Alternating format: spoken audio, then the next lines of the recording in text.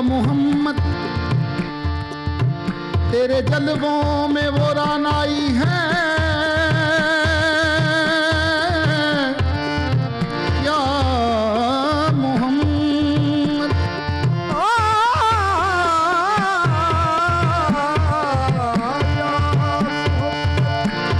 तेरे जलवों में वो रानाई है। देखने पर भी मेरी आंख तमन्नाई है। देखने पर भी मेरी आँख तमन्नाई है खुदा बंदे करीम और मोहम्मद भी करीम, तो करीमों में गुनाहगार की बनाई है। मैं लजपाला दे लड़ लगियां, मैं लजपाला दे लड़ लगियां, मेरे तो कम परे रहते। लजपाला दे लड़ लगियां, मेरे कम परे रहते।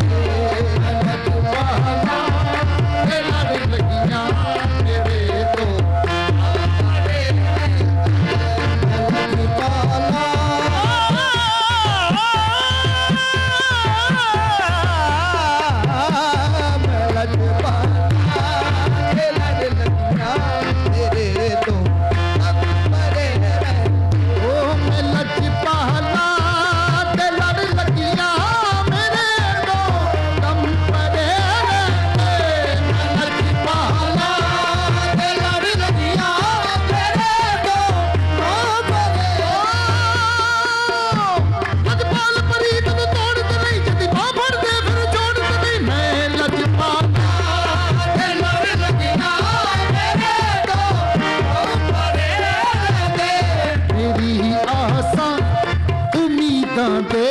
तेरी आसा उम्मीदां दे सदा बूटे हरे रहते। तेरी आसा उम्मीदां दे सदा बूटे हरे रहते।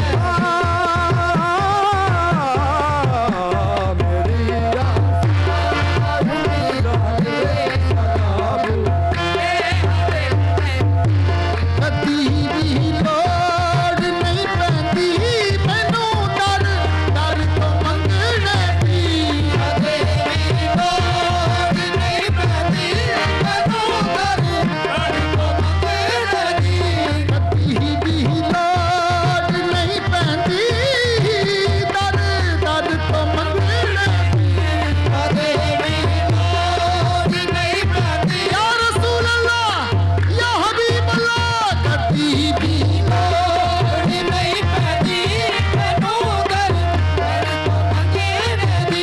लजपाला का मंगता हाँ, मैं लजपाला का मंगता हाँ, मेरे पल्ले परे रहते। लजपाला का मंगता हाँ, मेरे पल्ले परे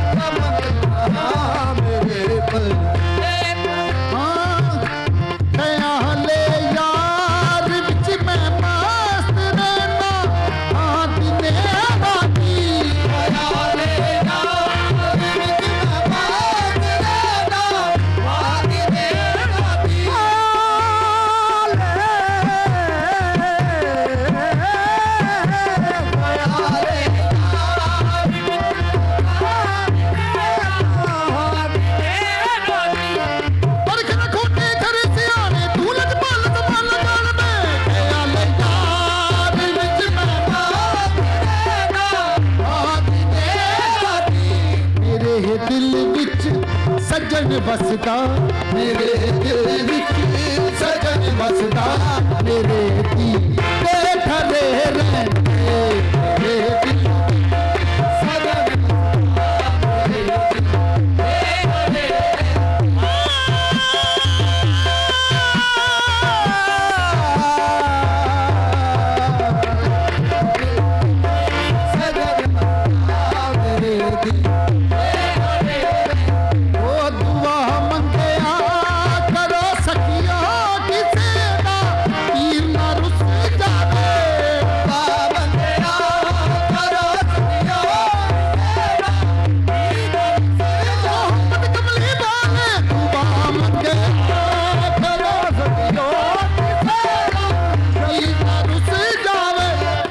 जिन्ना दे पीर रुस जांदे जिन्ना दे पीर रुस जांदे ओ जिउंदे पी मरे रहंदे जिन्ना दे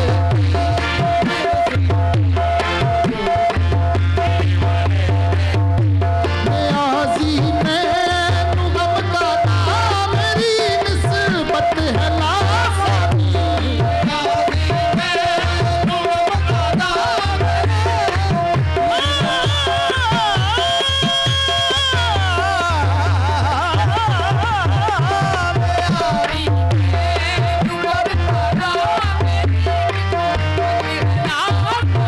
नियाज़ी मैनू गम कादा मेरी निस्बत है लासानी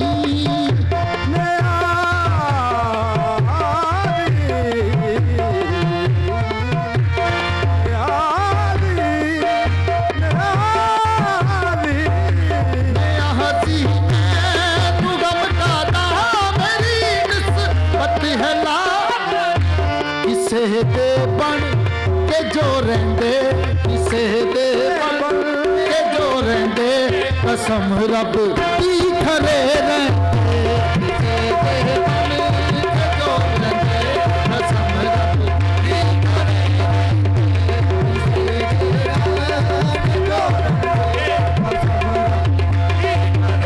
खरे लज पाला दे लाड़े लगियां मैं लज पाला दे लाड़े लगियां मैं लज पाला दे लाड़े लगियां मैं लज पाला दे लाड़े लगियां लज पाला दे लाड़े लगियां मैं लज पाला दे लाड़े लगियां मैं लज पाला दे लाड़े लगियां मैं लज पाला दे लाड़े लगियां मेरे तो परे रहंदे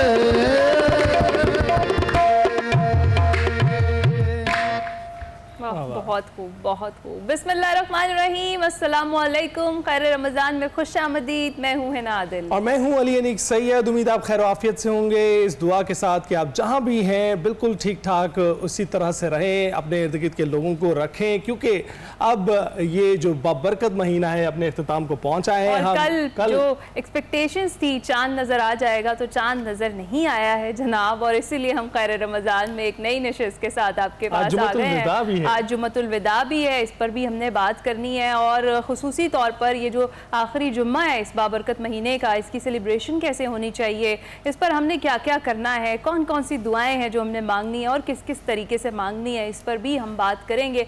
और बब्बू राना साहब का, बिल्कुल बब्बू राना साहब ने 4 चांद लगा दिए हैं खैर रमज़ान की ट्रांसमिशन को। और बब्बू राना साहब, आपको और आपके हमनवाओं को बहुत बहुत आपका शुक्रिया कि आपने ज्वाइन किया, और उसके बाद से एक नई रूह थी जो खैर रमज़ान में हमने महसूस की, और जो आगाज़ हुआ करता था इतना खूबसूरत, हम इसको मिस करेंगे ज़रूर। आपका बहुत शुक्रिया एक बार फिर से।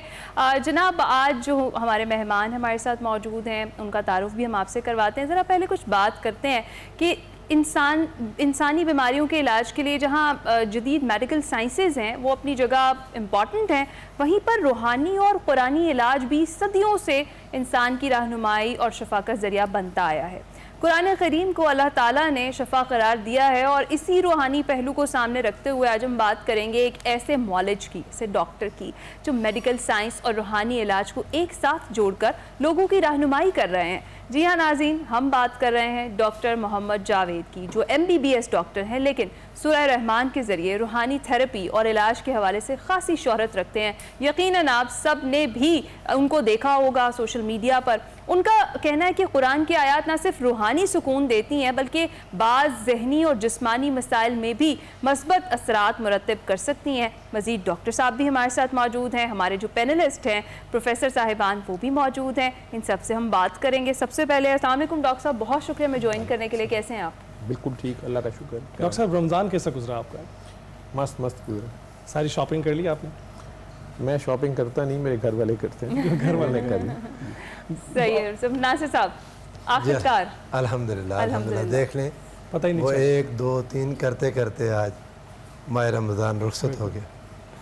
30 तक हम पहुँचे। बस ऐसे। फाज साहब, जी बिल्कुल जी, रमज़ान की बरकतों वाला महीना अपनी कल्मिनेशन को, और वो आपका जुमला पहले दिन वाला मुझे याद है कि 29 रह गए, लेकिन वो इसी तरह गुजर ही गया बस। बिल्कुल, और पता नहीं चला। डॉक्टर साहब से ज़रा तफसीलन हम गुफ्तगू का आगाज़ करते हैं। डॉक्टर साहब, जो सूरह रहमान से इलाज हमने पहले भी सुना था कि कुरान की आयत से शफा जिस तरीके से मिलती है, और ये हमारा ईमान है इस चीज़ पर, लेकिन जिस तरीके से इस चीज़ को आप लेकर आए या आपने इंट्रोड्यूस कराया, वो अपनी नौयत की एक मुख्तलिफ चीज़ है। तो ये इसकी शुरुआत कहाँ से हुई और इससे इलाज कैसे मुमकिन होता है, ज़रा हमारे साथ तफसील शेयर करें। अल्लाह करीम और रसूल करीम और रमज़ान करीम, इन तीनों की बरकतों के साथ साथ रहम करम और फजल के साथ साथ कुरान करीम चौथा करीम है जो साथ है। कुरान का हर हर्फ शिफा है, ये बहसियत मुसलमान की हम सब का ईमान भी है, और इसमें रहमत भी है, इसमें शिफा भी है, इसमें हदायत भी है। मैं ख़ुद तो इससे पहली बार जब रूशनास हुआ था, ये 2002 की बात है, लेकिन वैसे ये तरीका इलाज तो सदियों से मरवजा है। लेकिन सैयद मखदूम सफदर अली बुखारी, जिन्हें मीडिया ने पीर काकी ताड़ का नाम दिया हुआ था, उन दिनों हीरा मंडी जैसी जगह पे बैठे हुए थे, वो ये तरीका इलाज बताते थे। और किसी भी किस्म की रूहानी जिस्मानी बीमारी के लिए कि कारी बासित मिस्री की आवाज़ में बग़ैर तर्जुमे की सूरह रहमान की क़िरात को मरीज़ सुबह दोपहर शाम 7 दिन आँखें बंद करके यकसुई से सुने, और पास आधा गिलास पानी रख ले, और हर बार सुनने के बाद वो पानी ले, आंखें बंद करे, और अपने दिल में प्यार से 3 ज़ोर प्यार पे था, बेगर्जी और प्यार से 3 बार अल्लाह अल्लाह अल्लाह कह के 3 घूंट में वो पानी भी पी ले। शिफा मिल जाने बल्ला है, और कुरान मिल जाने बल्ला है, कुरान शिफा है। मैं ख़ुद इस वाक़े को, जिस वक़्त मुझे ये इलाज का पता चला था, मैं ख़ुद ICU स्पेशलिस्ट था इत्तेफाक हॉस्पिटल में, आज प्रोफेसर हूँ मेडिसिन का ICU का। लेकिन उस वक़्त 2 साल हो गए थे और मैं एक मायूसी और कर्ब की कैफियत से गुज़र रहा था। 3 बच्चों का बाप था, लेकिन हादसाती तौर पे एक सुई मरीज़ा की जो मुझे लग गई, और मरीज़ा तो बाद में फ़ौत हो गई, लेकिन उसका जो ब्लड मेरे इंजेक्ट हुआ था, वो बाद में पता चला उसके भी जब रिज़ल्ट्स आए तो उसको हेपेटाइटिस B, C और HIV, ये तीनों जरासीम जो थे वो सफ़र कर रही थी। वो IV ड्रग अब्यूज़र थी, कुछ और उनकी ज़िंदगी के जो भी मामलात थे उनकी वजह से ये तीनों जरासीम उनके जिस्म में थे, और वो टर्मिनल स्टेज पे एड्स से उनकी डेथ हो रही थी। डेथ हो भी गई।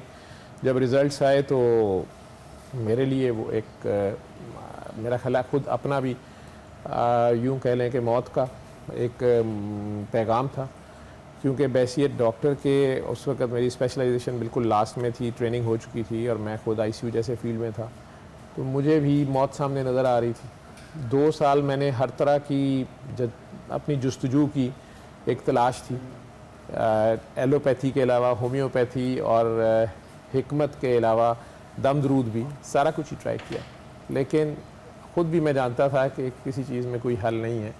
और एलोपैथी तो मुझे हर वक्त अपना ही इल्म जो है वो मेरे सामने खड़ा था, आ गई वाकई एक अजाब थी। तो 2 साल बाद मेरे सामने एक जूनियर डॉक्टर ने जब एक डाइंग पेशेंट को कहा कि नहीं ये आप पानी पकड़े, वो काले यरकान की टर्मिनल स्टेज पे था, खून की उल्टियाँ आ रही थी, आंखें बंद करें और प्यार से 3 बार अल्लाह कह के पानी पिएँ। और मुझे कहती है कि सर इनके पास अगर सूरह रहमान प्ले करें, अगर कोई वॉकमैन या कोई कैसेट प्लेयर है, तो मैंने उन्हें डांटना शुरू कर दिया कि ये ICU है और यहाँ पे म्यूज़िक सेंटर नहीं है, हम कैसे प्ले करेंगे, और दूसरा ये कि आप फॉल्स होप दे रही हैं, तो ऐसा नहीं करते। लेकिन बहरहाल वो बच्ची अड़ी रही, और फिर उसने अगले चंद दिन में मुझे बताया कि उसके कोई बाबा जी हैं। मैंने उस पर मज़ीद डांटा उसको, क्योंकि मैं भी बड़ा सख्त एंटी बाबा था उस वक़्त तक, या इन नज़रियात से चूँकि खुद गुजर चुका था 4-6 माह में, और मुझे कोई ऐसी शख्सियत नहीं मिली थी जिसकी बात में कोई असर होता। Anyways to cut it short, उन बाबा जी से मुलाकात भी हुई। मैंने मरीज़ों को सूरह रहमान बतानी शुरू कर दी, क्योंकि उस मरीज़ पे बड़े ड्रामेटिक रिजल्ट्स आए। अच्छा। तो हमने अपने ICU में उसे लगवाना शुरू कर दिया इत्तेफाक हॉस्पिटल में, बैक इन 2002, और उसके कोई इस पहली बार पता चलने के कुछ 6 माह बाद उसने मुझे कहा कि बाबा जी आपसे मिलना चाहते हैं। मैंने फिर भी इंसिस्ट किया कि मैंने नहीं मिलना, मैं क्यों मिलूँगा। मैं बता रहा था मरीज़ों को हमारा कुछ जाता नहीं था। एक पेशेंट है ICU में लेटा हुआ है, अगर वो सुनने पे तैयार है या उसके रिलेटिव सुनाने पे तैयार हैं, वॉकमैन हमने रखे होते थे, वो हैंड फ्री से लगा लेते थे, वो सुन लेते थे। लेकिन फिर उनसे मुलाकात हुई, फिर उन्होंने जाते साथ मेरा नाम रखा, पागल डॉक्टर आया। और उस वक्त तो मुझे बड़ी अजीब सी बात लगी कि उन्होंने मुझे कैसे ग्रीट किया। एक बंदा आया, बाटी गेट में उनका घर था, आज ये नाम मुझे बड़ा प्यारा है। और 2002 की बात है और आज 2026, 24 साल, 2 साल बाद वो पर्दा कर गए, अल्लाह के पास चले गए। और उनके जाने के बाद मैं सऊदीया के लिए अप्लाई किया तो मेरे टेस्ट हुए, तो मुझे पहली बार पता चला कि मेरे जिस्म में तीनों जरासीम अब नहीं है। और आज मैं आप लोगों के सामने 22 साल के बाद जिंदा बैठा हूँ माशाल्लाह, बड़ी और ये फीस भी बताता जा रहा है। साहब एक चीज़ अगर मुझे आप इजाज़त जी दें। जी अच्छा, ये कुरान मजीद का शिफा होना, तो इसमें तो कुरान पाक खुद फरमाता है वनुनज़्ज़िलु मिनल कुरआनि मा हुवा शिफ़ाउन व रहमतुल लिल मुमिनीन। ये जो मेरे जहन में बाज़ का सवाल आता है, किसी और कारी की आवाज़ में क्यों नहीं? हाँ जी, उसकी ये है कि अब आप तो माशाल्लाह आलिम हैं, तो हम सारे मुसलमान बैठे हुए हैं। नबी करीम सल्लल्लाहु अलैहि वसल्लम की हयात में 4 मुअज़्ज़िन थे उनके। जी जी। अब हमारा बच्चा भी बता देगा कि सैयदना बिलाल हबशी का नाम सारों को पता है, बाकी 3 के लिए हमें गूगल करना पड़ेगा। अब हालांकि वो चारों भी सहाबा कराम थे, वो भी अजान देते होंगे, लेकिन अल्लाह ने सैयदना बिलाल की कोई ऐसी शान है कि उनका पता नहीं कोई कुर्बानी है, उनका नाम आज भी बच्चे बच्चे की ज़ुबान पे है। इसी तरह बाबा जी ने मुख्तलिफ़ ज़ुबानों में इसको ट्राई किया। वो तो मौसीकी से भी इलाज बताते थे। आज मेडिकल साइंस अब इस पर रिसर्च शुरू हो गई है साउंड हेल्थ के ऊपर। अगर आप गूगल पे सिर्फ साउंड हेल्थ लिखेंगे तो अमेरिका का बहुत बड़ा इदारा खुल जाएगा जहाँ सारे के सारे न्यूरो साइंटिस्ट इस पर रिसर्च कर रहे हैं। मेरी पिछले दिनों MIT और हार्वर्ड के कुछ साइंटिस्ट हैं, उन्होंने लिटरली ये रिसर्च देना शुरू कर दी है कि फ़लाँ मौसीकी से बच्चों की फ़लाँ बीमारी में बड़े अच्छे रिजल्ट आए। कैंसर के सेल्स बेथोवेन्स की 8th सिम्फनी जो है उसके साथ जो डाई हो गए हैं, अब वो इस पे रिसर्च कर रहे हैं। बाबा जी भी मुख्तलिफ मौसीकियाँ बताते थे, लेकिन उस वक्त तो हीरा मंडी में बैठे हुए थे। जी जी। जब इस साइड पे आए, वहाँ से छोड़ के बकौल उनके 5 स्टार हीरा मंडी में आ गए, तो यहाँ उन्होंने 5 स्टार तरीका बताना शुरू किया। और इसमें ये भी एतराज़ आता है या लोग सवाल करते हैं कि सूरह रहमान ही क्यों, सूरह फातिहा क्यों नहीं? सूरह फातिहा तो शिफा के लिए मशहूर वो है। मैं अपनी जगह तो कारी बासित की आवाज़ में बेस्ट रिजल्ट्स मिले। ठीक अब है, पता नहीं सही है, शायद ये उनके उन्होंने- एक्सपीरियंस। हाँ, उन्होंने मुख्तलिफ आवाज़ों में सुनवाई, लेकिन जो बेस्ट रिजल्ट सारों से ही ठीक हुए, मरीज ठीक हुए, ठीक है। लेकिन जो बेस्ट रिजल्ट्स मिले वो कारी बासित जो मिस्र वाले थे, पुराने बिल्कुल, रिकॉर्ड बिल्कुल सही है। उनकी आवाज़ में जो उन्होंने भी 2-3 तरह से पढ़ी है, जो उसमें उन्होंने ठहर ठहर के पढ़ी है, मिस्री अंदाज की जो किरत थी, उसमें बेस्ट रिजल्ट्स हैं। तो फिर साइंटिफिक ऑनेस्टी ये होती है कि आप जब इसे यूनिवर्सल मैसेज देंगे तो ये एक यूनिवर्सल ट्रूथ होनी चाहिए। अगर पैनाडाल से यहाँ सर दर्द ठीक हो रहा है तो रशिया में भी ठीक होनी चाहिए और जापान में भी ठीक होनी चाहिए, फिर तो वो इलाज है। तो ये सूरह रहमान कारी बासित की आवाज़ में सुबह दोपहर शाम 7 दिन एक तरीका इलाज एक फिक्स डोज में बता दिया गया। लोग और आवाज़ में ट्राई करना चाहते हैं वो भी कर लें, लेकिन इसमें बेस्ट रिजल्ट्स में। अच्छा, Fatima, would you like to add something? हाँ, और मैं ये भी पूछना चाहता हूँ कि आप देखते ही हैं नॉर्मली भी कहते हैं कि बड़ी तासीर होती है लफ्ज़ों के अंदर, तो यानी जो कलाम इलाही है उसको तो उसका जिक्र तो कहीं ना कहीं असर करेगा ही। बिस्मिल्लाहिर्रहमानिर्रहीम, इसमें कोई शक नहीं है। और डॉक्टर साहब जिस तरह फरमा रहे थे, इसकी थेरेपी के बहुत से रिज़ल्ट हमने भी सुना और यकीनन आते हैं। मुझे जो कुरान का सबसे बड़ा मोजज़ा आपको ह्यूमन फॉर्म में अगर देखना है तो वो हज़रत उमर फ़ारूक की रिवर्जन की स्टोरी है। और हुजूर दाता साहब रज़ी अल्लाह ताला अन्हो ने कश्फुल माजूब में एक पूरा सेक्शन इसके ऊपर बांधा हुआ है। और वो फरमाते हैं, और ये हमें अंडरस्टैंड करना पड़ेगा कि कुरान सिर्फ वर्ड्स नहीं है, ये असल में डिवाइन एनर्जी या डिवाइन पोर्टल का एक पूरा मैकेनिज्म है, एक पूरी रेल्म है, जिसमें आप जब लफ्ज़ बोलते हो तो आप असल में उस रेल्म के अंदर पहुंच जाते हो या वो पोर्टल्स खुल जाते हैं और आप एंजेलिक रेल्म के साथ कनेक्ट करते हो। तो दासा फरमाते हैं कि हज़रत उमर फ़ारूक रज़ी अल्लाह ताला अन्हो उस वक्त दुनिया का जो सबसे ज़िल्लत वाला ख्याल हो सकता है उसमें थे कि वो प्रॉफिट को कत्ल करना चाहते थे। अभी वो इस ख्याल में थे, ये माज़अल्लाह अस्तग़फ़िरुल्लाह, लेकिन वो था उस वक्त, वो सरदार थे वो उस वक्त कुरैश के, और उस नियत के साथ जा रहे थे। यानी एक एक्सट्रीम ये है। अब जब बीबी फ़ातिमा बिनते ख़त्ताब जो उनकी बहन है, उन्होंने, और बाद रवायात में एक सहाबी जो छुपे हुए थे, उन्होंने जब वो तिलावत की तो दाता साहब कहते हैं सूरह ताहा की वादियों में, सूरह ताहा की वादियों में रब्बुल इज़्ज़त ने अपने मलाइका को छुपाया हुआ था। जैसे ही सूरह ताहा की तिलावत हुई, मलाइका ने उमर बिन अल खत्ताब को गिरफ्तार कर लिया और उस ख्याल से वो गुलामी मुस्तफ़ा के अजीम ख्याल की तरफ ट्रैवल कर गए। तो कुरान तो यकीनी तौर पे आपकी हीलिंग भी है, वो बायोलॉजिकल हीलिंग भी है, वो स्पिरिचुअल हीलिंग भी है, वो ख्याल की भी हीलिंग है, वो हर दर्जे की हीलिंग है। तो इसलिए दाता साहब ने, दीगर उरफा ने ये कहा कि अल्टीमेट बात तो यही है कि कुरान के मीनिंग्स के साथ आप कनेक्ट करें, लेकिन वो जो डिवाइन साउंड है ना, वो डिवाइन साउंड भी ऐसी वाइब्स, ऐसी फ्रीक्वेंसीज पैदा करती है, प्रोड्यूस करती है कि वो भी आपके कल्ब को बिल्कुल ट्रांसफॉर्म कर देती है। वाह, खूबसूरत बात बिल्कुल है। और इसी तरह से गुफ्तगू के सिलसिले को आगे भी जोड़ेंगे, लेकिन इस ब्रेक के बाद।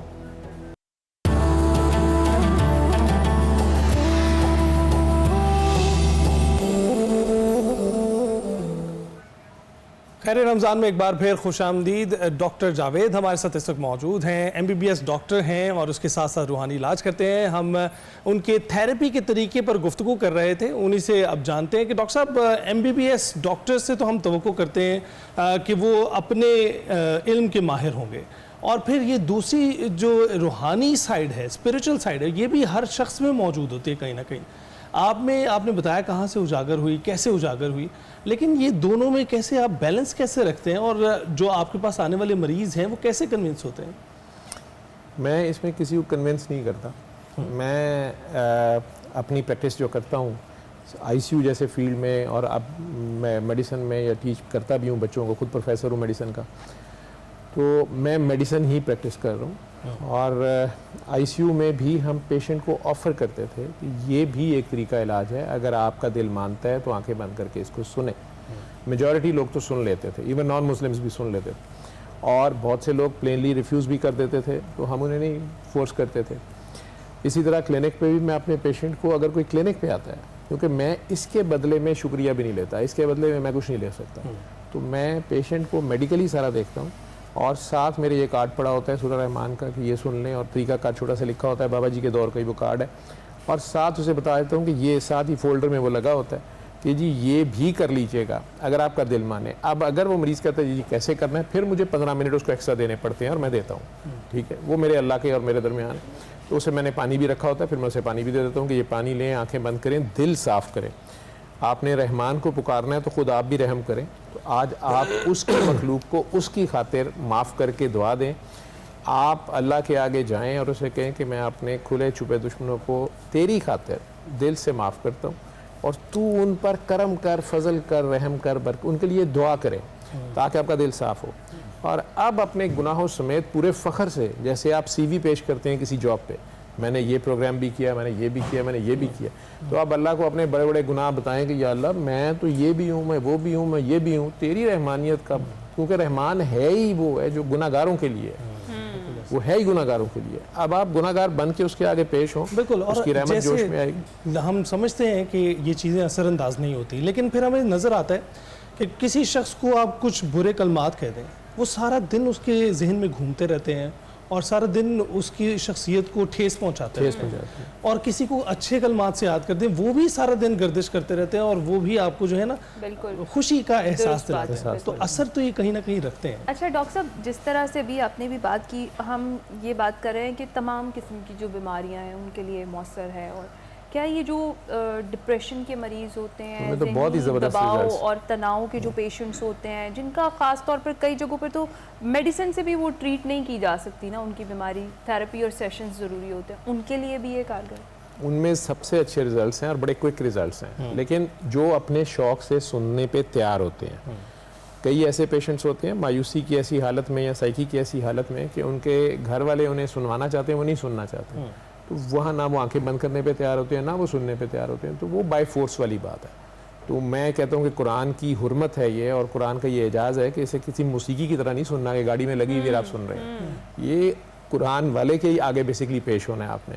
तो कुरान का अपना भी ये कहना है कि जब इसकी किरात की जाए, कुरान कहते ही उसे हैं जिसकी किरात एक करेगा दूसरा सुनेगा, तो वो सुनने वाला तवज्जो और यकसुई से सुने तो उस पर रहमत की जाएगी। ये अल्लाह की अपना सूरह आराफ की आई थिंक सेकंड लास्ट आयत है कि जब मेरा कलाम पढ़ा जाए उसे तवज्जो और यकसुई से सुनो ताकि तुम पे रहम किया जाए। तो डॉक्टर साहब, ये जो टर्मिनल बड़ी ज़बरदस्त इसके रिजल्ट्स हैं। हम देखते हैं कि कुछ बिल्कुल जिनके इलाज भी मौजूद नहीं है, वैसे तो आपने अपना भी मेंशन किया, लेकिन इसके अलावा भी कुछ ऐसे मर्ज़ हैं जिनका इलाज आज तक दुनिया ढूंढ रही है, और उसमें कैंसर का मर्ज़ भी शामिल है। कैंसर के मर्ज़ जो मरीज़ हैं, बल्कि वो वीडियोस पड़ी हुई हैं मेरे तो पेशेंट्स की, उनकी अपनी टेस्टमनीज पड़ी हुई हैं, या एक खातून कॉल कर रही थी, हमने वो रिकॉर्ड जो कि रिकॉर्डिंग हो गई उसकी, तो अमेरिका से आज भी वो जिंदा है माशाल्लाह। तो 22 में उन्होंने फ़ोन किया कि डॉक्टर साहब ने मुझे पहचाना। मैं 2019 में आई थी और आपने मिलने से इनकार कर दिया था कि मैं अमेरिका से आई थी कि मुझे डॉक्टर्स ने कहा कि अब आपकी टर्मिनल स्टेज है ब्रेस्ट कैंसर की, 4th स्टेज थी।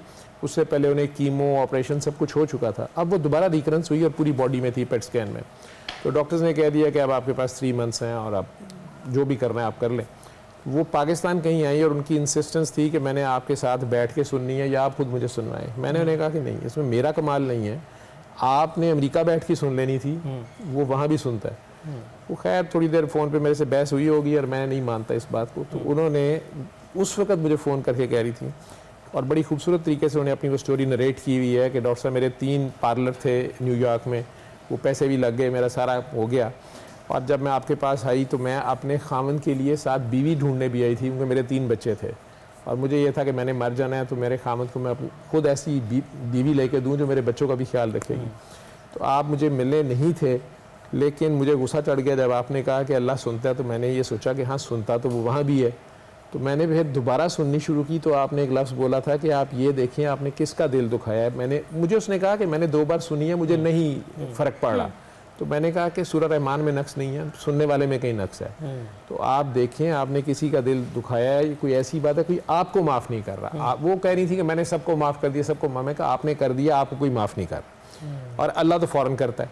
तो ये कोई बंदा है। तो क्योंकि मुझे अचानक क्लिक किया कि मेरी सास जो मेरी खाला भी थी वो ऑन एयर वो मान रही हैं कि मैं बीमार होने से जस्ट पहले उन्होंने मेरे से उस ज़माने में 2010 में कुछ 6 लाख मांगा था। तो मैंने कराची में आके एक बड़ी पार्टी थ्रो की, वहाँ सारे थे। उसमें अचानक सबके सामने मैंने कहा कि खाला आपको ये पैसों की ज़रूरत है, आप ये रखें। चूँकि मुझे उन पर गुस्सा था और मैं उन्हें सबके सामने देना चाह रही थी कि मैंने इनकी हेल्प की। अब मुझे ख्याल आया कि ज़रूर खाला का दिल दुखा है, तो मैंने दोबारा पार्टी थ्रो की, सेम गेस्ट बुलाए और वहाँ अचानक खाला के पाँव सबके सामने पकड़ लिए, खाला मुझे माफ़ कर दें, मैंने आपका दिल दुखाया था और आपको इस तरह कहा था। पहले वो हंसती नहीं कि तुम्हारा दिमाग ख़राब है, ऐसी कोई बात नहीं है। लेकिन जब मैंने उनके पाँव नहीं छोड़े तो वो अचानक धाड़े मार मार के रोना शुरू हो गई कि मैंने बहुत अपने आप को ज़लील फील किया था और मैं तुम्हें बता नहीं सकती कि मेरा दिल दुख गया था, लेकिन मेरी मजबूरी थी, मैं तुम्हें ना भी नहीं कर सकती थी। तो हम दोनों एक दूसरे गले लग के रोती रहीं। उसके बाद डॉक्टर साहब एक तो मेरा बुखार उतरा और जब मैं अमेरिका वापस गई उन्होंने मुझे, और जॉन हॉपकिंस हॉस्पिटल की पेशेंट थी वो, तो कह दी कि मुझे उन्होंने रूटीन में बुलाया और कोई इंडियन हिंदू डॉक्टर थे, उन्होंने मेरा पेट स्कैन किया रूटीन का और मेरे लिए उन्होंने 3 डॉक्टर इकट्ठे कर दिए, बोर्ड इकट्ठा होगा कि आपने क्या दवाई खाई है, आपने क्या चीज़ खाई है। तो मैंने कहा क्या हुआ है, तो उन्होंने कहा कि आपकी बॉडी में कैंसर नहीं है। डॉक्टर साहब ये उनकी अपनी टेस्टमनी है। बिल्कुल, यानी बहुत ही कमाल है। और ख़ास तौर पर देखें, मैं बतौर मजहबी स्कॉलर जब यही बातें करूँ तो उनका इतना असर नहीं होता, लेकिन जब एक MBBS डॉक्टर और एक मेडिसन के माहिर हैं जब ये बात करते हैं तो लोगों को इसका असर होता है। लेकिन डॉक्टर साहब मेरे जहन में बातें आ रही हैं, मतलब ये तो एक बाबा जी का अपने एक्सपीरियंस था सूरह रहमान के हवाले से, और कारी साहब, कारी अब्दुल बासित असमद, उनके बारे यकीनन बहुत बाबरकत इंसान है।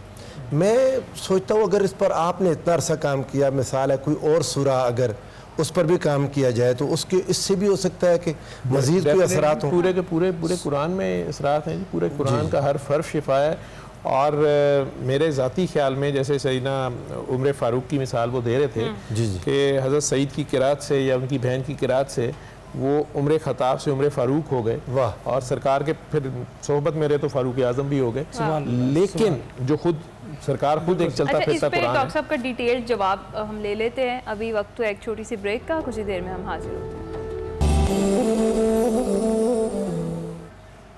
खैर रमज़ान में एक बार फिर खुशामदीद, गुफ्तगू का सिलसिला जारी है। प्रोफेसर फ़हद, जैसे कि पहले गुफ्तगू हो रही थी, कह रहे हैं कि कोई जो इस्लामी स्कॉलर अगर कोई बात करे तो उसकी बात नहीं मानी जाती, लेकिन अगर कोई डॉक्टर बात करे जो एक रस्मी तालीम लेकर आया हो तो फिर उसके बाद उसकी बात पर ज़्यादा यकीन आना शुरू हो जाता है। आप ऐसा महसूस करते हैं? I totally agree. उसकी वजह ये है कि अनफॉर्चुनेटली जो हमारे रिलीजियस क्लरिक्स हैं वो मॉडर्न कॉन्टेक्स्ट को नहीं जानते ना, उस तरह से समझते नहीं हैं। तो एक मैन ऑफ साइंस जब वो रिलीजन की बात करता है और वो साइंटिफिक मेथड से, भी डॉक्टर साहब की जो बात बड़ी मज़े की है कि साइंटिफिक मेथड यही है ना कि आप चीज़ों को एक्सपेरिमेंट करते हैं फिर रिज़ल्ट्स को डिड्यूस करते हैं। तो वो फरमा रहे थे कि बाकी भी किरात की आवाज़ें सुनी गई मगर वो रिज़ल्ट्स नहीं आए, इसके रिज़ल्ट्स बेहतर आए। तो कुरान हकीम के साथ भी एक साइंटिफिक मेथड उन्होंने लगाया और उसकी बेसिस में इन दैट लाइट वो कह रहे हैं कि कारी अब्दुल बासित से रिजल्ट्स बेहतर आए। तो अब ये पीछे एक रिसर्च का फ्रेमवर्क दे रहे हैं। तो आमतौर पे जो हमारे क्लरिक्स हैं अनफॉर्चुनेटली शायद तहकीक का उतना बुलंद मयार पाकिस्तान में या उम्मत मुस्लिमा में नहीं है, और ये it is a sad debate for another day also कि ऐसा क्यों है कि क्लरिक्स की बात का यकीन उठ गया है, या अनफॉर्चुनेटली हमारे कलिमात की तासीर उठ गई है कि लोग हमें नहीं सुन रहे या क्लरिक्स को नहीं सुन रहे, और एक मैन ऑफ साइंस की बात और उसके एक्सपेरिमेंट से जो फ़ायदे हैं उन पर ज़्यादा सिग्निफिकेंस या इम्पोर्टेंस अटैच कर रहे हैं। मैं इसको एक तरीके से और भी देखता हूँ।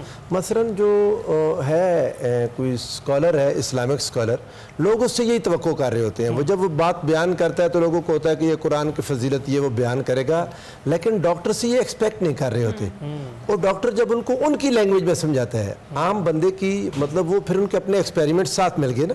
डॉक्टर साहब के केस में आप देखें 2002 से 2002 से अप टू नाउ 24 ईयर्स हो गए। फिर इतना सारा एक एक्सपेरिमेंट्स की बेस पर उनके पास डाटा इकट्ठा हो गया कि ये रिजल्ट्स आए हैं। फिर उनके पास वाक़यात हैं अमेरिका से, दुनिया भर से लोगों के, और ऐसी ऐसी बीमारियां जो ठीक नहीं हो रही थी, और साथ ये दवाई भी दे रहे हैं, मुसलसल साथ दवाई भी दे रहे हैं, उसके साथ ये चीज़ फ़ायदा दे रही है, तो आम बंदे को अपील कर जाती है। इसमें इतना ज़्यादा नहीं है कि ये, वरना लोग देखें बहुत सारे मामलात में जो उलमा है लोग उनके पीछे भी चली जा रहे हैं, दुनिया निज़ाम चल रहा है। लेकिन ये बहरहाल डॉक्टर साहब की खूबी है।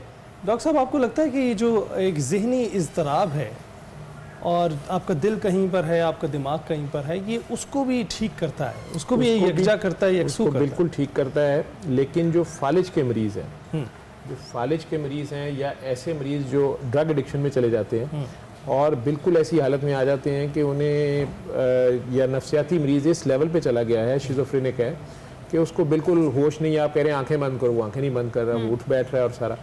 उनके पास हम कसीदा बुर्दा शरीफ प्ले करते हैं, फालिज के मरीज़ और ज़हनी अमराज के मरीज़। कारी खुशी मोहम्मद की आवाज़ में उसके बेस्ट रिजल्ट है, और भी आवाज़ों में है, लेकिन कारी खुशी मोहम्मद की आवाज़ में सेम डोज 3 टाइम 7 दिन, तो वो हम फालिज के मरीज़ों के पास लगाते हैं और बड़े ज़बरदस्त रिजल्ट आते हैं। तो और छोटे बच्चों के केस में जो नाबालिग हैं, 12 साल से छोटे हैं, उनके माँ बाप नहीं सुनना होता है। मेरा फिक्रा याद रखिएगा, बच्चे बीमार नहीं होते, माँ बाप बीमार। अच्छा, वैसे बच्चों को लेके तो एक केस मेरे सामने भी है, वो ये कि बच्चों को नाइट टेरर्स आते हैं रात को, क्योंकि बहुत ज़्यादा स्क्रीन देख रहे होते हैं, और स्क्रीन देखने की वजह से वो रात को अचानक से उठते हैं और भागने लग जाते हैं, दौड़ने लग जाते हैं, नाइट टेरर्स कहलाते हैं। आप उनको कोई सूरा सुना दें या उनको याद करवा दें जो वो खुद पढ़ कर सो सकें, तो उस सूरत में वो इत्मीनान से सोते हैं और सारी रात सुकून से सोते हैं। बड़े तो ये फिर इस केस में बच्चों को भी सिखाना चाहिए या फिर माँ बाप? नहीं, सूरह रहमान की थेरेपी हम एडल्ट्स के लिए है। एडल्ट छोटे बच्चों के केस में माँ बाप सुनेंगे, बच्चों पे ज़बरदस्त रिजल्ट्स हैं। ऑटिज़म के बच्चों पे बड़े ज़बरदस्त रिजल्ट्स आए हैं। ठीक है, हाँ, ऑटिज़म वाला बच्चा एग्रेसिव है, ADHD है, उसके पास कसीदा बुर्दा शरीफ लगा दें, वो फ़ौरन मुअद्दब होकर बैठ जाता है। हालांकि माँ बाप परेशान हो जाते हैं कि इसको तो किसी चीज़ की परवाह नहीं होती। तो अब ये अल्लाह ही जाने कि मैं उसको एबनॉर्मल कहते नहीं, मैं उन्हें सुपर नॉर्मल कहता हूँ। वो एक आने वाले वक्त के लिए अल्लाह ने वो बच्चे भेजे हुए हैं, उनका एक अपना लेवल है जहाँ पे अब आपको ये कैमरे से आपको माइंड को कंट्रोल किया जाता है, वो लोग नहीं कंट्रोल होते। वैसे इसकी आगाही तो बड़ी ज़रूरी है। बिल्कुल आप दुरुस्त कह रहे हैं। अच्छा डॉक्टर साहब, जिस तरीके से भी हम बात कर रहे हैं कि बहुत सारे पेशेंट्स ऐसे भी होते हैं जो आपको डायरेक्टली मना भी कर देते होंगे कि हमें रूहानी इलाज पे हम बड़ा थक कर आएँ, मतलब क्योंकि सोसाइटी में बड़े ऐसे उलमा भी मौजूद हैं, बहुत सारे ऐसे लोग हैं, कुछ फेक भी हैं, कुछ सही भी हैं, वो हम पे क्वैक्स भी हैं, तो वो उस सब चीज़ से थके हुए होते हैं। वो कहते हैं कि हमें बस दवाइयाँ दें और हमें पता उसी से ये इलाज होना है। ऐसे भी पेशेंट्स का इनकाउंटर होता है और फिर वो भी बाद में आते हैं सूरह रहमान थेरेपी पे? जी, बड़े ज़बरदस्त इसमें भी हमारे तजर्बात हैं। मेरे साथ पूरी टीम है, मुख्तलिफ डॉक्टर्स और भी बताते हैं, ICU के मेरी नर्सेज भी है और सारे। उसमें मुझे एक पेशेंट आज तक याद है, वो उसको हम उसे GB सिंड्रोम बोलते हैं, टांगें उसकी पैरालाइज हुई, फिर बाजू भी पैरालाइज हो गए और वेंटिलेटर पे चला गया, यंग लड़का था वो। जब हम सूरह रहमान लगाते थे तो वो आंखें खोल देता था और वो कहता था कि ये बिद्दत है, मैंने नहीं सुननी। ठीक है, उसका अपना कॉन्सेप्ट था और बड़ा सही था, तो वो नहीं सुनता था। 3 महीने वो ICU में हमारे पास रहा। आप ही की तरह किसी चैनल की टीम इंटरव्यू करने आई, उन्होंने एक पैकेज बनाया, उसमें मुख्तलिफ लोगों के पेशेंट्स के इंटरव्यू करे जो ICU में ही सर्विसेज हॉस्पिटल में दाखिल थे।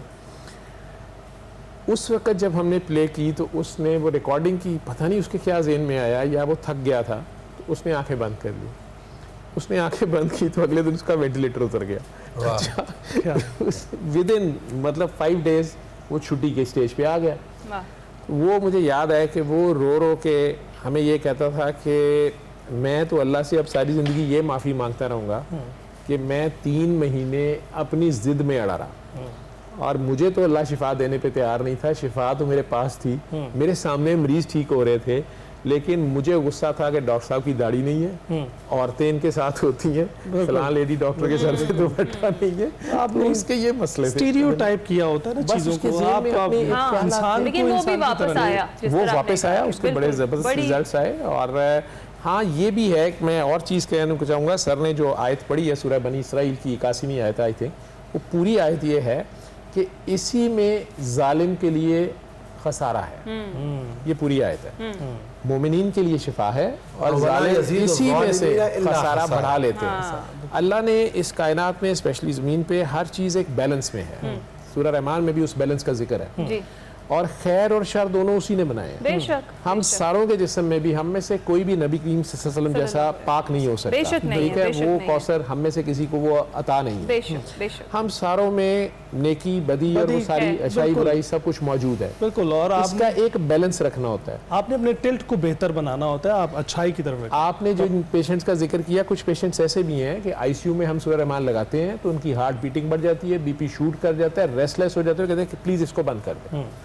और हम पहला सवाल उनसे ये करते हैं कि मुझे लगता है ये बहुत ज़्यादा तस्बीहें करते हैं। वो कहते हैं जी बिल्कुल, ये तो खुद बहुत पहुंचे हुए हैं। वो कहते पहुंचे हुए हैं तो अब कुरान सुनते हुए क्या हो रहा है। वो इसे कहते हैं रजत, ये टर्मिनोलॉजी है रजत। तो उनकी कैफियत बहुत बढ़ जाती है, उनके लिए वो काबिल बर्दाश्त नहीं होता। यूँ समझे उबला हुआ दूध मजीद उबलना शुरू कर देता है।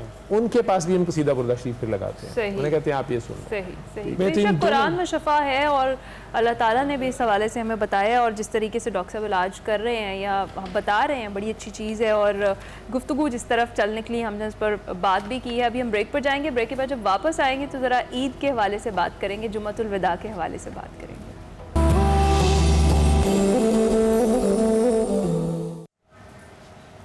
खैर रमज़ान में एक बार फिर से खुश आमदीद जनाब। हम जिक्र कर रहे थे आज जुम्मतुल विदा है, और जिस तरीके से हमने ईद की सेलिब्रेशंस करनी है और ईद की तैयारियां करनी है।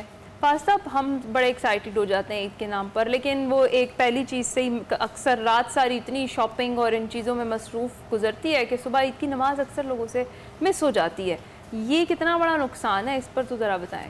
एब्सोल्युटली बड़ा नुकसान है। जैसे हम through out the course of transmission इस पे बात करते रहे हैं कि जब आपकी कॉम्पनसेशन की बारी थी, जब आपने वो वसूल करनी थी, आप हाजिर ही नहीं हुए, तो कितना बड़ा लॉस है। बहरहाल इससे पहले मैं, क्योंकि जुम्मतुल विदा का एक कनेक्शन यौमुल कुद्स के साथ भी है, इसको मुसलमान यौमुल कुद्स के हिसाब से भी मनाते हैं, और यौमुल कुद्स वो दिन है, वो रिमेम्बरेंस है जब हम ये अहद करते हैं या अज़्म करते हैं कि क़िबला अव्वल को इंशाअल्लाह अल्लाह के फ़ज़ल और करम से तागूती क़ुव्वतों से हमने आज़ाद कराना है। तो आज के दिन उम्मीद है कि सब फ़र्जंदाने तौहीद ने ये दुआ की होगी। अभी भी मौका है, दुआएं करें, क्योंकि क़िबला अव्वल की भी तकरीबन वही सैंक्टिटी है जो मक्का और मदीना की है। नबी अलैहिस्सलातु वस्सलाम ने जहाँ पर इमामत करवाई अम्बिया की, जहाँ से आप इसरा और मेराज के सफ़र पर, उरूज के सफ़र का आगाज़ किया आपने, तो उस क़िबला अव्वल की प्रोटेक्शन के लिए, उसकी लिबरेशन के लिए यकीनन ज़रूर बेज़रूर आज दुआ करें। और जैसे हमने थ्रू आउट द कोर्स ये बात की है कि ईरान के मुसलमान हों, शाम के, इराक़ के, फ़लस्तीन के, गज़ा के बिलखुसूस, इनको ज़रूर आज आप याद रखें, और ईद की नमाज के बाद भी दुआओं में याद रखें, और इस सेंस के साथ याद रखें कि आज आप आज़ाद फ़ज़ा में हैं, लेकिन उम्मत का एक गालिब हिस्सा जो है वो मगलूब है, और वहाँ पर एक पेन और ट्रायल का मामला है। अच्छा, एक हीलिंग पर भी मैं क्विक बात करना चाहता हूँ। ये जो डॉक्टर साहब तो माशाल्लाह is an encyclopedia of this healing mechanism. दाता साहब रज़ी अल्लाह ताला अन्हु या हमारे दीगर औलिया अल्लाह ने एक क्वेश्चन दिया है, डिस्क्लेमर थोड़ा सा दिया है। आपकी जितनी भी स्पिरिचुअल एक्सरसाइजेज होती हैं या जितने भी हीलिंग के मैकेनिज़्म होते हैं, वो ज़ाहिर और बातिन में सरकार दो आलम की शरीयत को ऑब्ज़र्व करते रहें। मतलब ये डिस्क्लेमर या ये आपको कॉशन कैविएट आपको देना पड़ेगा। मलामत का रंग ज़रूरी है, अहम है, सूफिया के यहाँ है, मगर मलामत का रंग एज अ लीडरशिप आप इस्तेमाल नहीं कर सकते। If you want to claim spiritual leadership, if you want to be a कुतुब इरशाद, जब आप एक इरशाद की पोजीशन पर हैं, लोगों ने आपको फॉलो करना है, तो वहाँ पर शरीयत मुहम्मदिया का ज़ाहिर बातिन को फॉलो करना बहरहाल अहम हो जाता है। चाहे आप सूफ़ी ही हों, चाहे आप स्पिरिचुअल ही हों, तो हीलिंग के मैकेनिज्म में भी इस बात का जाहिर और बातिन में एहतमाम रहे, क्योंकि हमने देखा है कि चीज़ें बाज़ औक़ात क्लैन्स बन जाती हैं, बाज़ औक़ात कल्ट्स बन जाते हैं, और क्लैन्स और कल्ट्स वो इस तरह से बन जाते हैं कि ज़ाते सरकार दो आलम पीछे रह जाती है, सहाबा और अहले बैत पीछे रह जाते हैं, वो सारा मैकेनिज्म पीछे रह जाता है और एक एलिमेंट पर ओवर एम्फेसिस आ जाता है। नासिर साहब, ईद के हवाले से, ईद से पहले जो आज की रात है, हुज़ूर सल्लल्लाहु अलैहि वसल्लम ने ईदैन की रातों के बारे में इरशाद फरमाया कि जिस शख्स ने ईदैन की रातों को क़याम कर लिया, उसका दिल उस दिन भी ज़िंदा रहेगा जिस दिन दिल मुर्दा हो जाएंगे। ईद क़यामत के दिन भी अल्लाह उसके दिल को ज़िंदा रखेगा। तो आज की रात को क़याम करें अल्लाह के हुज़ूर। तरावी ख़त्म हो गई तो बिल्कुल ख़त्म ना कर दें, नवाफिल की सूरत तहज्जुद की आदत डाल लें कि हुज़ूर सल्लल्लाहु अलैहि वसल्लम रमज़ान और गैर रमज़ान में अपनी 8 रकात तहज्जुद किसी सूरत नहीं छोड़ते थे। अब रमज़ान मुबारक तो रुख़्सत हुआ, तो जो तहज्जुद की नमाज, जो सहरी का उठना था, वो ना छोड़ें। जो सहरी के वक्त उठकर इस्तग़फ़ार करने की आदत थी, वो ना छोड़ें। अगर आप सहरी नहीं करते ना करें, मगर सुबह की अज़ान से कोई आध घंटा पहले मुसल्ले पर बैठ जाएं, अल्लाह से बातें करें, अल्लाह से कलाम करें, कुरान मजीद का पढ़ना ना तर्क करें। और ईद का दिन जो आपको अल्लाह ने अता किया, तो इस पर रब्बे ज़ुल जलाल का शुक्र अदा करके गरीबों, मिस्कीनों, मुहताजों को अपनी खुशियों में अपने साथ शामिल करें। मैंने कल भी अर्ज़ किया था, हमारी खुशियाँ अधूरी हैं, हमें लोगों को अपनी खुशियों में शामिल करना है। एक खुतबा में हुज़ूर अलैहिस्सलाम ने इरशाद फरमाया, और बहुत सारे उलमा से मरवी है, आका ने फरमाया, तूबा लिमन शकर यौम, मुबारक उसके लिए जिसने आज के दिन शुक्र अदा किया। ईद के दिन का शुक्र क्या है कि जिनको खुशियाँ नसीब नहीं हैं उनके घरों में खुशियाँ लौटाएँ, जो मुस्कुराना भूल चुके हैं उनके चेहरों पर मुस्कुराहट लाएँ, जिनके घरों का रास्ता खुशियाँ भूल चुकी हैं, मेरी और आपकी एफर्ट से अगर खुशियाँ वो दहलीज पार कर जाएं, तो यकीन जाने हमारी सारी इबादत कबूल हो जाएंगी, हमारी इबादत का में जो एक मग़ज़ हासिल हो जाएगा। और ये सारा कुछ रसूलुल्लाह की शरीयत में, हुज़ूर अलैहिस्सलाम की सुन्नत में, कुरान में देखें ना, ये जो शिफा की हमने बात की, रसूलुल्लाह की मुबारक ज़ुबान से कुरान बार बार अदा हुआ। 23 साल अल्लाह का कलाम जिब्रील अमीन लेकर आए, ज़ुबान मुस्तफ़ा से अदा हुआ। इसकी बरकत का तो अंदाज़ा कोई कर ही नहीं सकता। मैं आपको एक छोटी सी बात बता दूं, सैयदा उम्मे माबद रज़ियल्लाहु ताला अन्हा का घर था, उसमें एक दरख्त के नीचे रसूलुल्लाह सल्लल्लाहु अलैहि वसल्लम ने वुज़ू फरमाया, कुली फरमा दी एक दरख्त के नीचे। उस दरख्त को ये अभी तक अरब में मौजूद रहा, लोगों के पास, हमारे जस्टिस रिटायर्ड नज़ीर अहमद गाजी साहब हैं, उनके पास उस दरख्त की टहनियाँ अभी भी मौजूद है। वो ज़रा ज़रा सा टुकड़ा करके बाज़ औक़ात लाइलाज मरीज़ों को देते हैं, पानी में डाले रखे, वो पानी पिए, अल्लाह शिफा देता है। और मैं उसका पर्सनल एक्सपीरियंस मैंने किया। मेरी वालदा मायदा को सेहत नहीं मिल रही थी, उनके फेफड़ों का मसला था, वो पानी साथ रखा, अल्लाह रब्बुल इज़्ज़त ने उनको शिफा अता फरमा दी। एक दफ़ा रसूलुल्लाह ने कुली फरमाई, सिर्फ एक दफ़ा। ये कुरान रसूलुल्लाह की ज़ुबान से कितनी बार अदा हुआ, सूरह रहमान को मेरे आका ने कितनी बार पढ़ा होगा, कितनी बार पढ़ाया होगा, बार बार रसूलुल्लाह की ज़ुबान से निकली, और फिर कलाम अल्लाह का, ज़ुबान मुस्तफ़ा की, तो बरकतें ही बरकतें। आप देखें ये जो आब ज़मज़म है जी, आब ज़मज़म में शिफा, रसूलुल्लाह ने इसमें अपना पिया हुआ पानी फेंका है। आका अलैहिस्सलाम ने पानी पिया, वैसे साहबा इंतज़ार करते थे कि हमें मिल जाएगा, आका अलैहिस्सलाम ने वो पानी आब ज़मज़म के कुएं में डाल दिया। आज तक रब्बे ज़ुल जलाल उससे शिफा अता फरमाता है। बड़ी बेहतरीन बात गुफ्तगू का सिलसिला अभी जारी रहेगा इस ब्रेक के बाद।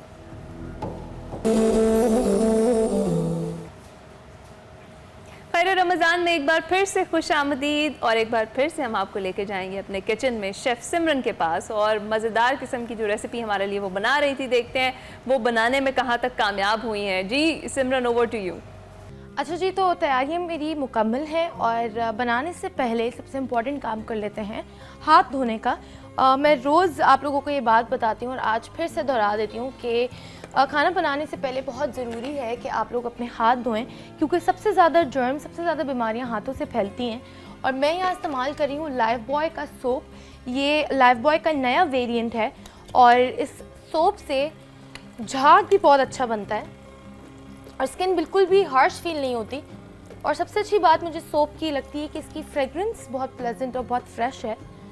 तो अपने आप को जर्म से प्रोटेक्टेड रखें और लाइफ बॉय का सोप ज़रूर इस्तेमाल करें कुकिंग से पहले। और इसके बाद मैं इंग्रेडिएंट्स बता देती हूँ। तो इंग्रेडिएंट्स में मेरे पास, क्योंकि आज हम हॉट डॉग्स बनाने वाले हैं, तो मेरे पास यहाँ पे हॉट डॉग बन्स मौजूद हैं, सॉसेजेस है, मस्टर्ड सॉस है। हॉट डॉग का जो असल फ्लेवर और जो असल टेस्ट आता है वो मस्टर्ड सॉस से आता है। तो मस्टर्ड सॉस मेरे पास यहाँ मौजूद है। एक सॉस मैं अपनी खुद प्रिपेयर करूँगी, उसके लिए मेरे पास यहाँ पे मायोनीज़ है, काली मिर्च है, हॉट सॉस है और चिली फ्लेक्स है और नमक भी हम ले लेते हैं। और श्रेडेड चीज़ है, क्योंकि मैं हॉट डॉग बन्स में एंड में श्रेडेड चीज़ डालूंगी। अच्छा, हॉट डॉग बन्स में वैसे तो अलग अलग तरीके के वेजिटेबल्स डालते हैं, जिसको जो पसंद है उस हिसाब से डालता है। मेरे पास यहाँ पे कुक्यूम्बर और श्रेडेड कैरेट मौजूद है। सब्जियाँ जो भी इस्तेमाल करें उसको कोशिश करें कि श्रेडेड इस्तेमाल करें, बिल्कुल पतली पतली करें ताकि हॉट डॉग ओवरफ्लो ना हो। कट इसको हॉट डॉग को कर लेते हैं। यहाँ पे करना आपको ये है कि तेज़ छुरी लेनी है, क्योंकि अगर बहुत तेज़ छुरी नहीं होती है तो वो हॉट डॉग हाफ़ करते हुए टूट जाता है। तो हॉट डॉग कट करने के बाद लेयरिंग मुझे इस पर करनी है मस्टर्ड सॉस की। तो यहाँ पे मस्टर्ड सॉस की जल्दी से लेयरिंग कर लेते हैं, या पहले सॉस तैयार कर लेते हैं ताकि दोनों सॉसेस साथ साथ लेयर करते जाएँ। यहाँ पे मेरे पास मायोनीज़ मौजूद है और मायोनीज़ में मैं ऐड कर रही हूँ 1 teaspoon hot sauce, half teaspoon chilli flakes, half teaspoon काली मिर्च और कनौर का चिली गार्लिक सॉस जो बना है रियल टोमेटोज़ और चिली फ्लेक्स से। तो ये इसमें ऐड कर दिया है। हॉट डॉग बहुत बेसिक इंग्रेडिएंट्स और बेसिक सॉसेस से बनता है और रैंच भी इस्तेमाल कर सकते हैं, मायो गार्लिक भी इस्तेमाल कर सकते हैं। एक इम्पॉर्टेंट जो सॉस है वो मस्टर्ड सॉस है, जो कि बना बनाया आप लोगों को मिलता है। ठीक है, इसकी फिलिंग तैयार कर लेते हैं।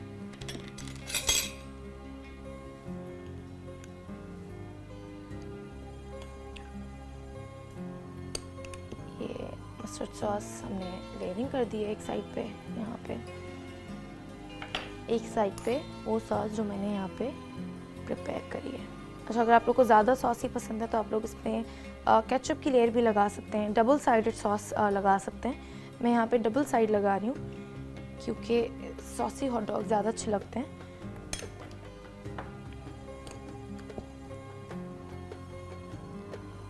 इसी के साथ साथ मैं आप लोगों को बताती चलूँ कि हमारे शो खैर ख्वान के साथ ताउन किया है कई ब्रांड्स ने, जिसमें शामिल है डालडा कुकिंग ऑयल, हमदर्द के मसाले और रूह अफ़ज़ा, कनौर के बहुत सारी सॉसेस हमारे पास मौजूद हैं, पीक फिन्स के सुपर बिस्किट, ग्लूसरना, इंश्योर, सबरोसो जो कि है चिकन स्पेशलिस्ट, और इसी के साथ साथ हमारे पास है लाइफ बॉय, सनसिप के 2 नए फ्लेवर्स अब मौजूद हैं, नींबू पानी और ऑरेंज। और इसी के साथ साथ हमारे पास नेस्ले का मिल्क पैक एक्सप्रेस पावर भी मौजूद है। इसके बाद मैं इसमें ऐड करूँगी हॉट डॉग्स, और हॉट डॉग्स ऐड करने के बाद हम अपने वेजिटेबल्स और चीज़ डालेंगे, क्योंकि हमें इजी रेसिपी बनानी है और फटाफट बनने वाली बनानी है, तो ये जल्दी भी बन जाती है। और जो चीज़ है उसको मेल्ट करने के लिए मैं इसको माइक्रोवेव में डालूँगी। इसमें यहाँ पे सॉसेजेस हमने ऐड कर दिए,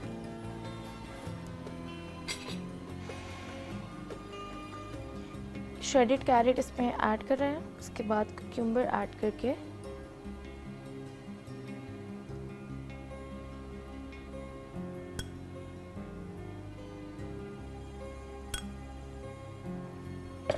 क्यूम्बर यहाँ पे ऐड कर देते हैं।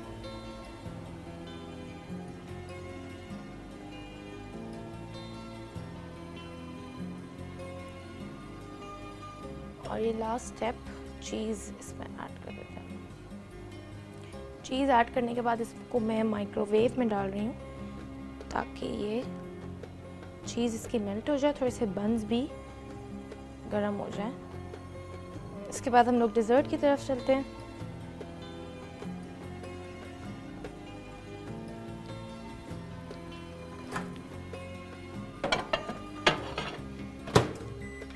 ये मैंने माइक्रोवेव में इसको डाल दिया है और डिज़र्ट की तरफ चल लेते हैं। तो डिज़र्ट में आज हम बनाने वाले हैं वनीला केक पॉप्स, और वनीला केक पॉप्स के लिए हम इस्तेमाल करेंगे केक जो मेरे पास पहले से बना हुआ है।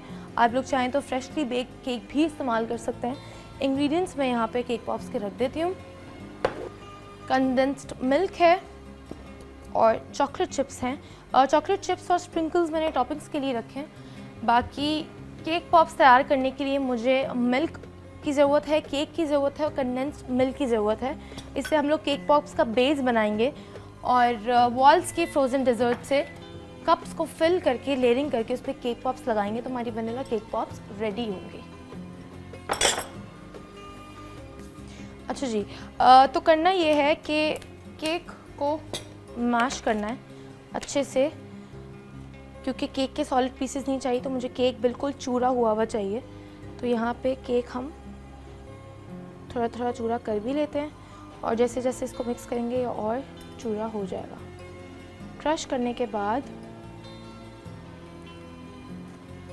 हम लोग इसमें ऐड करेंगे कंडेंस्ड मिल्क और नेस्ले मिल्क पैक का फुल क्रीम मिल्क, क्योंकि नेस्ले का जो दूध है वो यूएसजी ट्रीटेड है, तो इसलिए इस्तेमाल करते हुए मुझे ये सुकून होता है कि इसमें कोई भी मिलावट या कोई भी जर्म्स का मसला नहीं है, बिकॉज ये यूएसजी ट्रीटेड है। यहाँ पे मैं अपने केक में डाल रही हूँ 2 टेबलस्पून्स कंडेंस्ड मिल्क, और इसको मिक्स करने से पहले हम लोग इसमें नेस्ले मिल्क पैक का फुल क्रीम मिल्क ऐड कर देते हैं। अच्छा, दूध एक साथ नहीं सारा डालना है, बहुत हल्के हल्के करके डालना है, क्योंकि मुझे यहाँ पे केक पॉप्स बनाने हैं। तो अगर ये ज़्यादा दूध हो जाएगा तो वो लिक्विडी पेस्ट बन जाएगा और मुझे लिक्विडी मिक्सचर इसका नहीं चाहिए।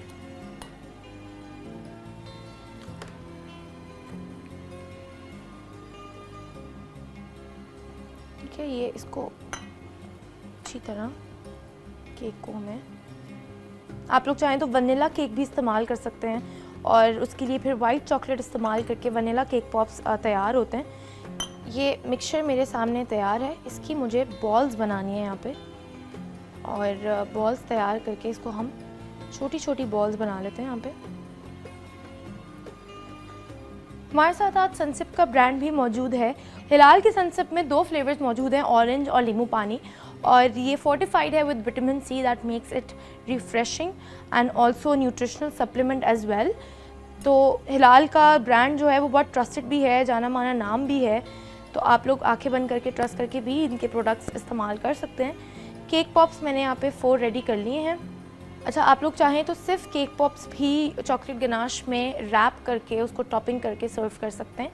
केक पॉप्स वैसे भी खाए जाते हैं। मैं इसकी लेयरिंग कर रही हूँ शॉर्ट्स की तरह। हम लोग पहले केक की लेयर लगाएंगे, देन वॉल्स के फ्रोज़न डेजर्ट की लेयर लगाएंगे, देन हम केक पॉप्स की लेयर लगाएंगे और उसको टॉपिंग करेंगे। केक मैंने थोड़ा सा अपना बचा के रखा था, तो बेसिक बेस लेयर केक की लगा देंगे। अच्छा, मुझे वॉल्स का वनीला फ्रोज़न डेजर्ट इस्तेमाल करना है, बट आप लोग चाहें तो चॉकलेट भी इस्तेमाल कर सकते हैं और कैरमल क्रंच भी इस्तेमाल कर सकते हैं। केक पॉप्स की खास बात यह है कि ये हर फ्लेवर के साथ बहुत मज़े के लगते हैं। तो ऊपर से वॉल्स की भी यही खासियत है कि वॉल्स में हर फ्लेवर मौजूद है, तो वो किसी भी एज का इंसान हो, बच्चा हो, बड़ा हो, वॉल्स के पास हर तरीके के फ्लेवर हैं जो किसी ना किसी को पसंद ज़रूर आते हैं। डेजर्ट ग्लासेस मैंने यहाँ पे ले लिए हैं। केक की पहले मैं लेयरिंग कर रही हूँ इस पर। अब वॉल्स के फ्रोज़न डेजर्ट से इसकी लेयरिंग करते हैं, क्योंकि वॉल्स बढ़ाता है खुशियाँ और बनाता है हर मोमेंट को ख़ास। वॉल्स फ्रोज़न डेजर्ट मैंने कट करके यहाँ पे इसको इस तरह से डाल दिया है। फ्रोज़न डेजर्ट की लेयर हो गई है, इसको साइड कर देते हैं और इसको स्प्रेड कर देते हैं। असल जो मज़ा इस डेजर्ट में आएगा वो वॉल्स के फ्रोज़न डेजर्ट की वजह से आएगा, क्योंकि इसका जो वेलवेटी टेक्सचर है और जो वॉल्स की मिठास है वो बनाता है हर डेजर्ट को ख़ास, हर मोमेंट को ख़ास। तो चाहे वो गेट टुगेदर हो या कोई दावत हो या कोई पार्टी हो, मेरा हर मोमेंट स्पेशल बनता है और कोई भी मीठे की क्रेविंग होती है तो सबसे पहले मेरा गो टू ऑप्शन वॉल्स ही होता है। केक की लेयरिंग के बाद फ्रोज़न डेजर्ट की लेयरिंग यहाँ पे मैंने कर दी है। वनीला फ्रोज़न डेजर्ट वॉल्स का मैंने इस्तेमाल किया है, आप लोग चाहें तो चॉकलेट भी इस्तेमाल कर सकते हैं। इसके बाद मैं उसके ऊपर रख रही हूँ केक पॉप्स जो मैंने तैयार किए थे। ये बिल्कुल परफेक्ट शेप के यहाँ पे बने हुए हैं। वैसे तो केक पॉप्स वैसे भी बहुत मज़े के होते हैं, लेकिन इस डेज़र्ट में जो स्पेशल एलिमेंट ऐड कर रहा है वो वॉल्स का फ्रोज़न डेज़र्ट है। ये वाइट चॉकलेट चिप्स मैंने इसमें डाल दिया है और स्प्रिंकल से इसको डेकोरेट कर लेते हैं।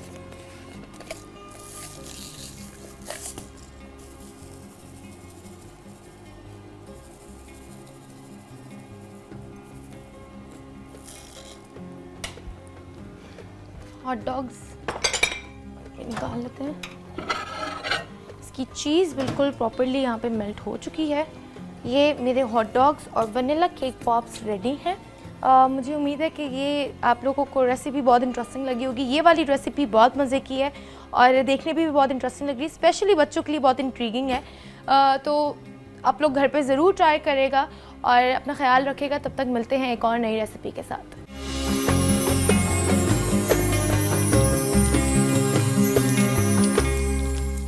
थैंक यू वेरी मच सिमरन। लोग आपको दुआएं देंगे अगर वो आप ही की तरह इसे अच्छा बनाने में कामयाब हो गए। और बहुत सारी रेसिपीज़ आपने शेयर की हैं इस रमज़ान में। उम्मीद करते हैं उससे लोग अपना जो घर में जो दस्तरखान है उसको वसी कर सकेंगे। और बहुत डेली शुक्रिया। नई रेसिपी बनाना आपने सिखाई, हम आपके बड़े मशहूर हैं। Thank you so much. इसी के साथ आज की नशिस्त को समेटते हैं जनाब। और डॉक्टर साहब, हम चाहेंगे कि हमारे नाज़रीन के लिए आपका कोई पैगाम हो तो ज़रूर शेयर कीजिए। सबके लिए एक ही पैगाम है कि अपने आप को पहचानें और अपने आप से प्यार करें। और सुबह की नमाज जो है ईद की, वो सारे इकट्ठे पढ़ें। मुसलमानों का मतलब ही ये है कि ये सारे के सारे एक उम्मत है। हमारी नुकसान, हमारा फ़ायदा, हम ना तुरानी है, ना अफ़गानी है, ना पाकिस्तानी है, हम एक उम्मत है। और एक होके दुआ करें। मुसलमान के पास सबसे बड़ा हथियार जो है वो दुआ है। प्रोफेसर नासिर, मैं शुक्रिया अदा करूँगा आखिर में, चूँकि प्रोग्राम अल्लाह ताला ज़िंदगी रखे, यार जिंदा सोबत बाकी अगले साल तक माह रमज़ान के 30 दिन हम इकट्ठे रहे। आप सबका शुक्रिया, हमारे कैमरा मैन है, हमारे इस प्रोग्राम से जुड़े हर फ़र्द का जो अपने घरों में माएँ बहनें बेटियाँ मर्द ख़वातीन बूढ़े बड़े जो मैं देखते रहे। अल्लाह ताला से दुआ है अल्लाह सबकी खैर फरमाए। सबसे दरख्वास्त है कि हमारे लिए दुआ करें। ज़रूर ज़रूर। जी बिल्कुल, पूरी टीम का बहुत शुक्रिया, पूरे प्लेटफॉर्म का बहुत शुक्रिया। इकबाल के दो शेर बस ज़हन में आ रहे थे। तेरा तन रूह से नाआशना है, अजब क्या आह तेरी नारसा है। तने बेरूह से बेजार है हक, खुदाए जिंदा जिंदों का खुदा है। अल्लाह ताला हमारे तनों के अंदर वो जिंदा रूहें पैदा कर दे और हमें बहैसियत उम्मत ज़िंदगी इनायत फरमा दे। आमीन आमीन। बहुत शुक्रिया आप सबका, प्रोफेसर नासिर, प्रोफेसर फहद आपका भी और डॉक्टर साहब आपका भी बहुत शुक्रिया। आज की नशिस्त को रौनक बख्शी। इसके साथ ही जनाब हम आपसे इजाज़त चाहेंगे। ईद के दिन भी हमारी आपसे ज़रूर मुलाकात होगी ईद स्पेशल शो में, तो आपने वो देखना भी नहीं भूलना है। आज के लिए हमें दीजिए इजाज़त। अल्लाह हाफ़िज़।